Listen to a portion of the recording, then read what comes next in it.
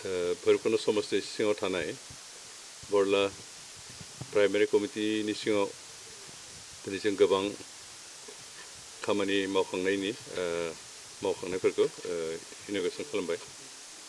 दिनै जों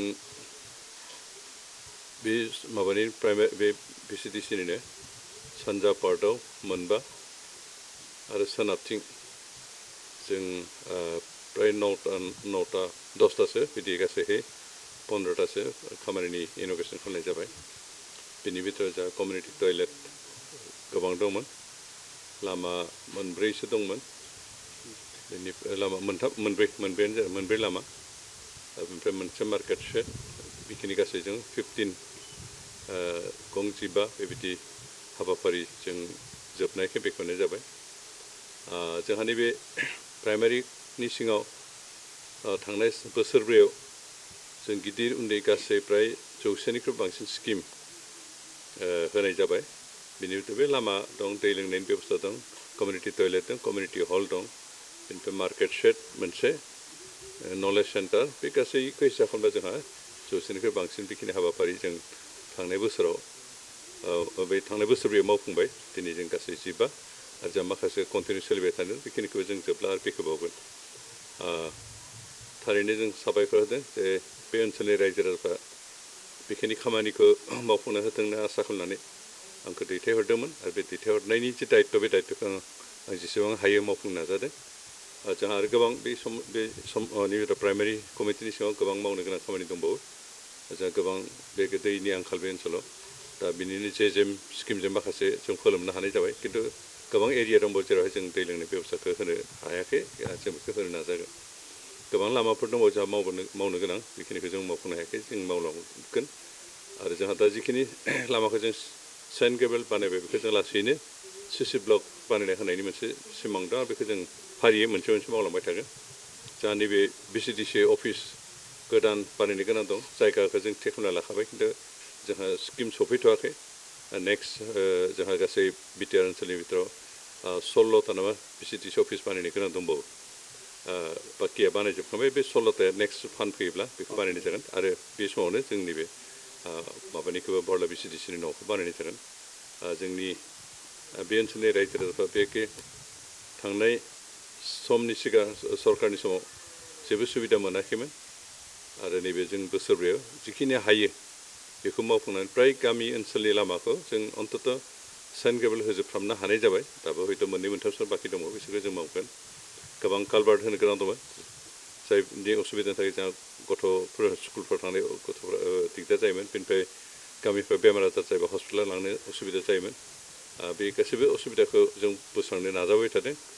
जों गोबां जायगायावनो बेबायदि कालभार्ट होदों, बहाबा लामा होदों, बहाबा जों बे दै खुरखानायफोरखौ थेबथेनानै खुरलांनायफोरखौ बासायनायनि खामानिखौ मावदों आरो बेबायदि जों गोबां खामानि मावबाय।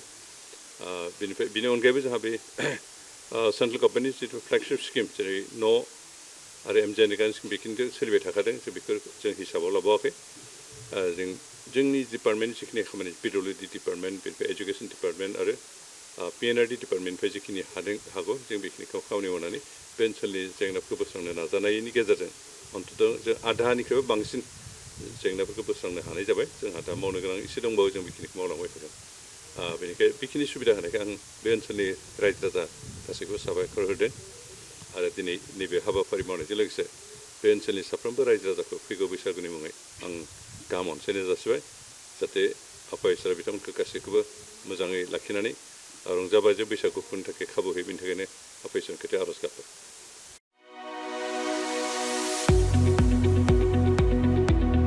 गुनगोनां गोजौ सोलोंथाइ लानो गोसो गुदुं फरायसाफोरनि थाखाय गोजोनथाव खौरां। क'क्राझारनि बड'लेण्ड स्टार एकाडेमियाव फरायसाफोरनि मुं थिसननाया सोलिगासिनो।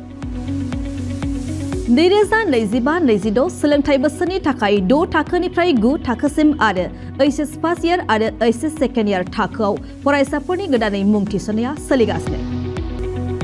क'क्राझार सहरजों नांजाबनाय साहा फारसे साखाथि तितागुरियाव थानाय बड'लेण्ड स्टार एकाडेमि क'क्राझाराव बड' मिडियामनि 6 थाखोनिफ्राय 9 थाखोसिम साइन्स, आर्टस, कमार्स स्ट्रिमाव, बड' आरो इंलिश मिडियामाव HS फार्स्ट इयार आरो HS सेकेन्ड इयार थाखोआव फरायसाफोरनि गोदानै मुं थिसननाया दासान्दि सोलिगासिनो दं। रोंगौथि गोनां फोरोंगिरिफोरनि फोरोंथाय होनायजों लोगोसे गोबां उफ्रा सोलोंथायनि खाबुफोर जेरै डेली फ्री JEE आरो नीट क्लास JEE नीट आरो कम्पिटिटिभ एग्जामनि थाखाय free mock test English speaking class daily GK class career guidance library facilities personal attention हौवासा आरो हिन्जावसाफोरनि थाखाय आलादा थाग्रा हस्टेल बायदि बायदि सोलोंथाय खाबुफोरजों गुनगोनां सोलोंथायखौ बे बड'लेण्ड स्टार एकाडेमियाव मोननो हागोन। बेनि अनगायैबो मेट्रिक आनजादाव 85% एबा बेनि बांसिन नम्बर मोननाय फरायसाफोरनो बेसेन लायालासे मुं थिसनथाय होगोन आरो बिफेल नखरनि फरायसाफोरनो मुं थिसननायाव 20% रेहाय होनाय जागोन। अब्ला मानोथो गोबाव खालामनो नोंथाङाबो गुनगोनां गोजौ सोलोंथाय लानो थाखाय क'क्राझारनि बड'लेण्ड स्टार एकाडेमियाव मुं थिसननायनि खाबुखौ लादो। बांसिनै मिन्थिनो थाखाय गाहायाव होनाय मबाइल नम्बराव फोनांजाब खालाम। मबाइल नम्बर 7638008149 6003494371 आरो 6000034997